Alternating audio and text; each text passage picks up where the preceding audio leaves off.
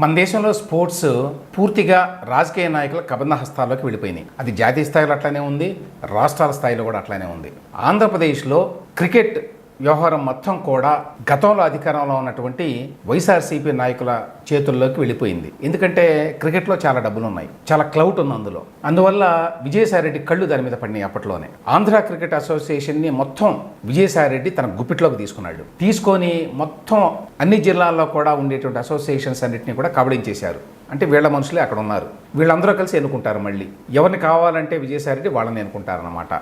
ఆ విధంగా మొత్తం క్యాప్చర్ చేసేసారు. ఆంధ్ర క్రికెట్ అసోసియేషన్ అధ్యక్షుడిగా 2 సార్లు ఎవరు ఉన్నారు అంటే శరత్ చంద్రారెడ్డి, అందరికీ తెలిసి ఈ పేరు. అరబిందో ఇండస్ట్రీకి చెందిన వ్యక్తి. ఈయన ఢిల్లీ లిక్కర్ స్కామ్లో జైలుకు కూడా వెళ్ళి జైల్లో ఉన్నాడు, తర్వాత అప్రూవర్గా మారాడు. ఈ శరత్ చంద్రారెడ్డి ఎవరు? విజయసాయిరెడ్డి అల్లుడు రోహిత్ రెడ్డి అన్న. అంటే విజయసాయిరెడ్డి పెట్టాడు ఈయన్ని. గమ్మత్ ఏమిటంటే ఈయన జైల్లో ఉండగా 2వసారి మళ్ళీ ఆంధ్ర క్రికెట్ అసోసియేషన్ అధ్యక్షుడిగా ఎన్నికయ్యాడు. దాన్ని బట్టి ఎలా కీలు బొమ్మల్లాగా తయారైపోయారు అందరూ ఆ అసోసియేషన్లోనే అర్థం చేసుకోవచ్చు. అంటే విజయసాయిరెడ్డి ఎవరి పేరు చెప్తే వాళ్ళని ఎన్నుకోవాలి. శరత్ చంద్రారెడ్డి జైల్లో ఉన్నాడు, ఆ ఢిల్లీ లిక్కర్ స్కామ్లో పెద్ద గొడవ జరుగుతోంది. అయినా కూడా అతన్నే మళ్ళీ 2వసారి అధ్యక్షుడిగా ఎంపిక చేయించాడు విజయసాయిరెడ్డి. ఉపాధ్యక్షుడు ఎవరు? రోహిత్ రెడ్డి. అంటే విజయసాయిరెడ్డి అల్లుడు స్వయాన. సో అధ్యక్షుడు ఉపాధ్యక్షుడు అన్నదమ్ములు, విజయసాయిరెడ్డికి అల్లుళ్ళు. ఆ తర్వాత ఈయన గోపీనాథ్ రెడ్డి అని చెప్పి సెక్రటరీగా ఒక అతను పెట్టుకున్నాడు. ఇతను ఒక వస్త్ర వ్యాపారట వైజాగ్లో. అసలు ఈ ఆంధ్ర క్రికెట్ అసోసియేషన్ వ్యవహారాలన్నీ విజయవాడ నుంచి నడుస్తూ ఉండేవి. ఆ తర్వాత విజయసాయిరెడ్డి జగన్మోహన్ రెడ్డి వచ్చిన తర్వాత కావాలని వైజాగ్ తీసుకెళ్లారు.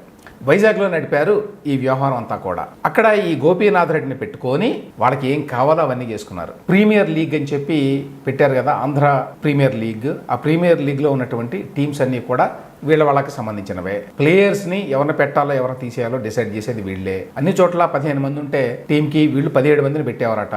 అందులో 2 వీళ్ళే ఎవరి పేర్లు చెప్తే వాళ్ళని పెట్టేవారట. ఇట్లాంటివన్నీ చాలా జరిగినాయి గతంలో. ఆంధ్ర క్రికెట్ అసోసియేషన్కి బీసీసీఐ వాళ్ళు ప్రతి సంవత్సరం 80 నుంచి 100 కోట్లు ఇస్తారట. సో అంత డబ్బు ఉన్నది అందులో. దీనికి తోడు విశాఖపట్నంలో అక్కడ ఎప్పుడైనా మ్యాచ్ జరిగితే ఆ టికెట్లు బ్లాక్లో అమ్ముకునే సౌకర్యం కూడా ఉన్నాయి వీళ్ళకి. తద్వారా కూడా బోర్డు డబ్బులు చేసుకున్నారు అనేది ఒక ఆరోపణ. కడపలో ఒక క్రికెట్ స్టేడియం పేరుతోటి ఒక 20 కోట్ల రూపాయలు ఖర్చు పెట్టారట జగన్మోహన్ రెడ్డి గారిని మెప్పించడానికి అప్పట్లో. సో ఈ విధంగా వాళ్ళు ఇష్టారాజ్యంగా చేశారు. వాళ్ళకి క్రికెట్కి ఏ సంబంధము లేదు, అయినా కూడా పెత్తనం అంతా వాళ్ళదే. గతంలో అందరికీ గుర్తుండే ఉంటుంది ఏ స్థాయిలో రాజకీయాలు ఉండేవంటే ప్లేయర్స్కి సంబంధించి కూడా. హనుమ విహారీ అనే క్రికెటరు మొన్న 2024 ఫిబ్రవరిలో, అంటే ఎలక్షన్స్కి ముందే, వైఎస్ఆర్సీపీ గవర్నమెంట్ ఉన్నప్పుడే అతను ఒక స్టేట్మెంట్ ఇచ్చాడు, ఒక ట్వీట్ చేశాడు. నేను భవిష్యత్తులో మరి ఎన్నడూ కూడా ఆంధ్రాకి ఆడను. ఆ స్టేట్మెంట్ నేషనల్ లెవెల్లో పెద్ద కాంట్రవర్సీని కూడా క్రియేట్ చేసింది. దానివల్ల ఆంధ్ర క్రికెట్ అసోసియేషన్లో ఉండేటువంటి లొసుగులు, అందులో ఉండే క్యాస్టిజము, అందులో ఉండే ఫేవరెటిజము, నెపోటిజము అన్నీ కూడా బయటపడినాయి. అయినా కూడా అడిగేవాళ్ళు ఎవరు వాళ్ళని? వాళ్ళదే ప్రభుత్వం, వాళ్ళు ఇష్టారాజ్యంగా చేశారు. ఇప్పుడు ప్రభుత్వం మారింది.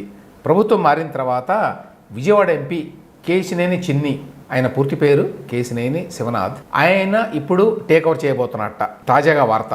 అంటే బహుశా తెలుగుదేశం ప్రభుత్వం లేక కూటమి ప్రభుత్వం ఆయనకి ఆ బాధ్యతను అప్పచెప్పింది. ఏంటి, మళ్ళీ టేక్ ఓవర్ చేసేయండి వాళ్ళ నుంచి అని. ప్రభుత్వం మారింది కాబట్టి వీళ్ళందరూ రిజిగ్నేషన్ చేస్తున్నారట. ఇప్పుడు ప్రస్తుతం ఆంధ్ర క్రికెట్ అసోసియేషన్లో ఉన్న ఎపెక్స్ కౌన్సిల్ మెంబర్స్ అందరూ కూడా రిజైన్ చేయబోతున్నారట. అది తాజా వార్త.